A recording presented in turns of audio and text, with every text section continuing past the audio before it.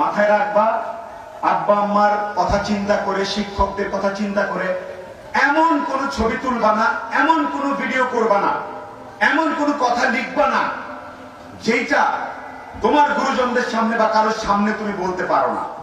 কারণ একটু আগে ওসি সাহেব বলে গেছেন, তিনি জানেন আমি তোমরা অনেক ছোট বাচ্চা, কোমলমতি, আমি খুব খুলে কথা বলবো না, বা যারা একটু বড় আছো 8, 9, 10 এ পড়ো, তারাও তোমরা বুঝাই দিবা সবাইকে। মনে আছে, যাদের প্রকৃতভাবে তোমাদেরকে পছন্দ করে, তোমাদেরকে যত্ন করতে চায়, তারা কখনো তোমাদের কাছে মোবাইল ইত্যাদি ইত্যাদি এমন কিছু চাইবে না। মোবাইল, ফেসবুক এগুলা ব্যবহার করার সময় একদম একদম সাবধান। কেউ যদি বলে না তোমার সাথে আমার নাই নাই দরকার নাই, এমন মানুষ যে তোমাকে খারাপ কাজে উৎসাহ দেয়। এই জিনিসটা ব্যবহার করবা জ্ঞানের কাজে, এই জিনিসটা ব্যবহার করবা এমন কিছু করতে যার কারণে তোমাকে একদিন এভাবে ডেকে বলবে আসো কথা বলো। মনে থাকবে, এই স্টেজে দেখো মানুষগুলো, একটু খেয়াল করো, এক একজনের অ্যাচিভমেন্ট এক এক রকম। কেউ ইউনিফর্ম পরে আছেন, কেউ পাঞ্জাবি পরে আছেন, কেউ ব্যবসা করছেন।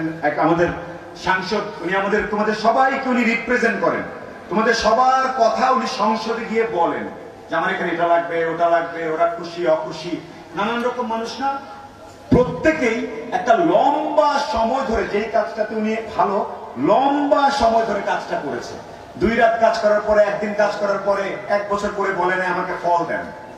তোমাদের প্রতি আমার উদ্দেশ্য হচ্ছে, নারী শিশু হও বা যাই হও, কখনো মনে করবা না তুমি পারবা না, আর কখনো ভাববা না 2-3 সপ্তাহ 1 মাস একটা কিছু করেছি, আমার মনে এখন ফলাফল পাওয়ার সময় চলে আসছে।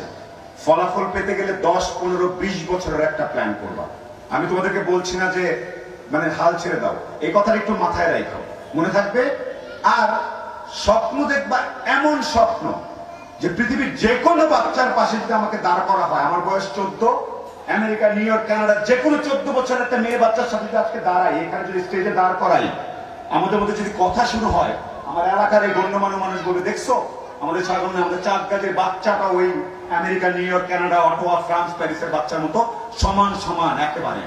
এই জিনিস মাথায় কখনো আনবা না, আমি তো ঢাকার থেকে অনেক দূরে, আমার এখানে তো এইটা নাই, আমাদের তো একটু বিদ্যুৎ কম থাকে, আমি তো একটু গ্রামে থাকি, এই চিন্তা কখনো আনবা না। ইন্টারনেটের যুগে এখন কে কোথায় থাকে এইটা হাস্যকর। তুমি যদি এইখানে দাঁড়ায়, তোমার বলতে হবে, তুমি এসে আজকে, আমি ভাবছিলাম তোমাদের মধ্যে কেউ এসে পরিবেশ নিয়ে আমাদের কি করা উচিত বড়দের, কারণ আমরা ব্যর্থ হয়েছি, পরিবেশের আমরা মোটামুটি ধ্বংস করে ফেলছি। তোমরা ঠিক করে দিবে মাননীয় সংসদ সদস্যকে যে সংসদে গিয়ে আপনি পরিবেশ নিয়ে এই কথাগুলো একটু বলবেন তো নেক্সট টাইম, কারণ সবকিছু এখানে আছে। তোমাদেরকে ছোট্ট করে গল্প বলি একটা।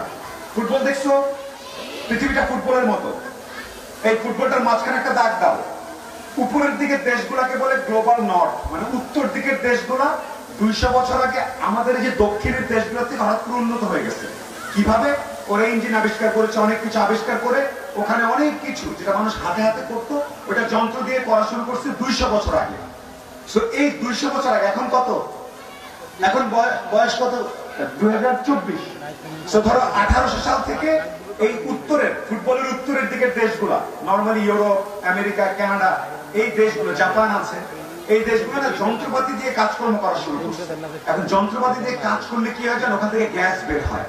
যেমন ওই যে গাড়িগুলো দাঁড়ায় আছে না, এই যে গাড়ি দেখতে পাচ্ছ, এই যে লাইট জ্বলতেছে, এগুলো থেকে গ্যাস বা নানান জিনিস বের হয়, এগুলোর নাম আছে। এই করতে করতে 200 বছরে, গত 5-6 হাজার বছরে পৃথিবীর তাপ যত বাড়ে নাই, গত 150 বছরে তার থেকে বেশি বাড়ায় ফেলছে, সোজা হিসাব। এখন গবেষণা করছে সবাই, আর যদি 1.5 ডিগ্রি বাড়ে তাহলে পৃথিবীর বিশাল ক্ষতি হবে।